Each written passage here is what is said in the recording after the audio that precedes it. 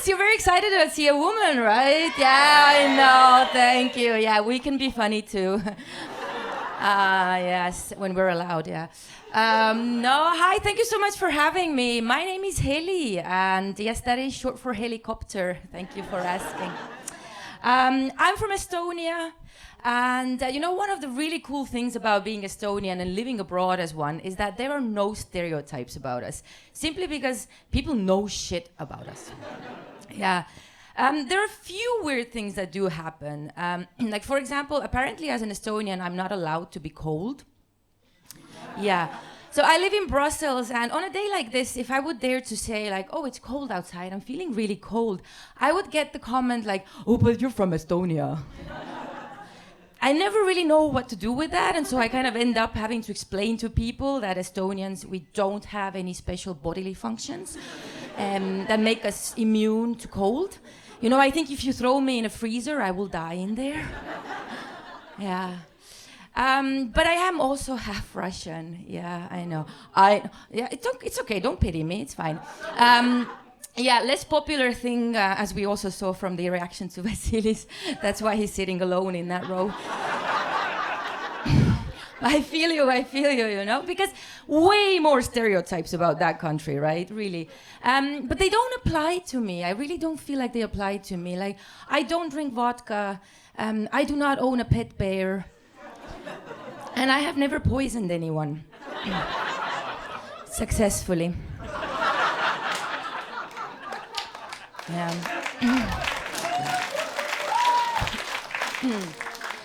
So I am what you might call half and half, right? So my mom is Russian and my dad is absent. Yeah, it's really okay. You can laugh at that. He's not here. And when you go through life as a half and half, there's a lot of questions that people ask you. Like, which side do you feel more connected to? Which language do you dream in? And then this spectacular question that I have received from a man, which was, which half of you is Russian? Which half of you is Estonian? Oh. And I was like, oh. Well, actually, you know what? The left one is Estonian and the right one is Russian, because she's bigger. Symmetry is a myth, people. Yeah. At night when I go to bed, I sleep on my left side. The right one just takes over the whole chest area. It's a big mess. But don't worry, Lefty is a feisty one. She fights back. And now if you're wondering, like, there is one thing that all Eastern Europeans have in common. We really do. And my Eastern Europeans, you can confirm this. It is that we love everything pickled. My God, do we pickle everything? We pickle our mushrooms, we pickle our cucumbers, and we pickle our hopes and dreams. Now, as a good Eastern European, especially one that grew up in 1990s, I am now in therapy. Yeah, but I love it. Yeah, thank you. I love it. It really has improved my life, and because we didn't have any of that when I was growing up, right? There was no depression because everyone was depressed, right? Like, that's how communism worked. There was a whole lot of nothingness, and all the nothingness was divided very equally. So I love it. I'm really happy. But recently I have been asking myself, have I done too much therapy? Yeah, because a lot of things are more difficult for me now in life. For example, dating. It's really tricky for me because now I have standards. Yeah. Like, when I go on dates, I don't like the little games. I don't like the bullshit, the small talk. The guy's there, he's talking about his job. I'm like, yeah, cool job, man. But what about your childhood traumas? Yeah. I want the juice, No, I think the sexiest thing that a man can say on a date to me is if he starts the sentence with, my therapist said, take me home now. Yeah.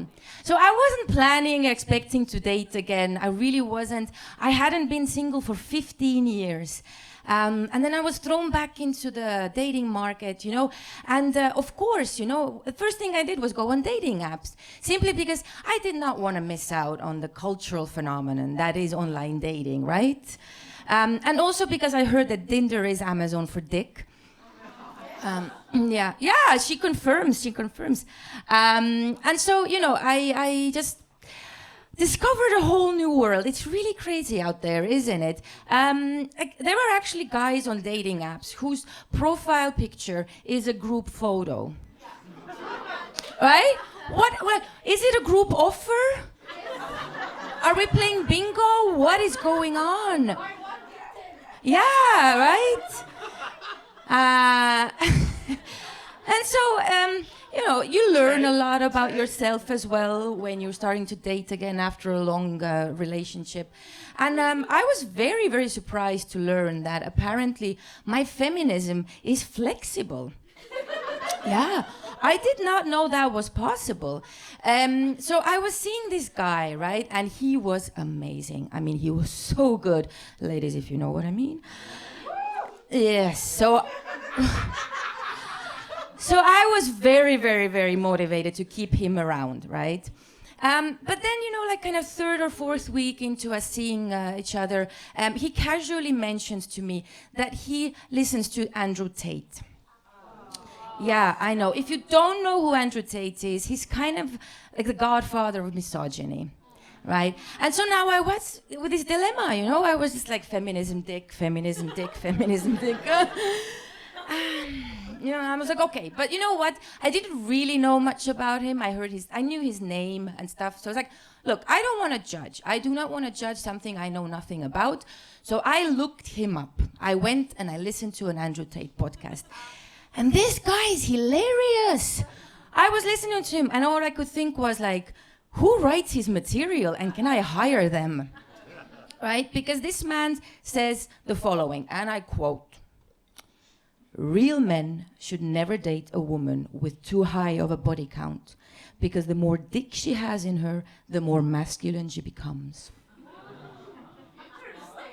Yeah, I guess that explains my voice.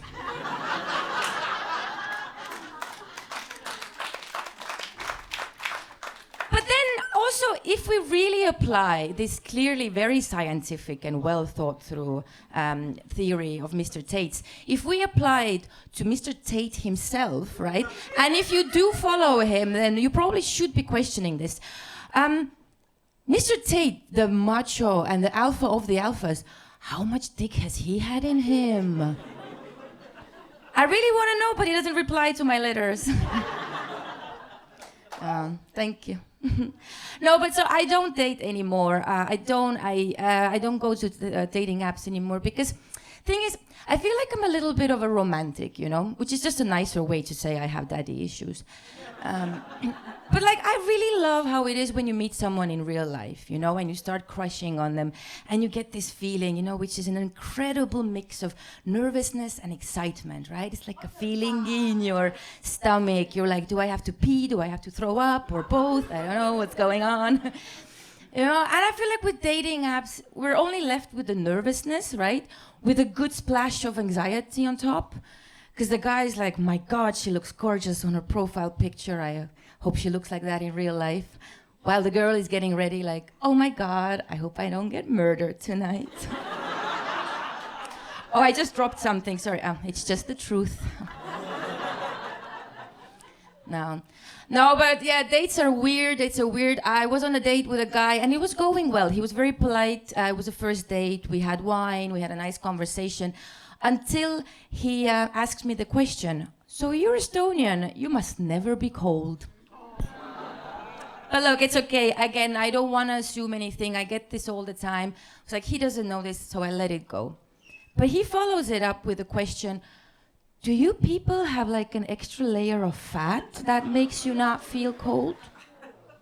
I was like, how did you know?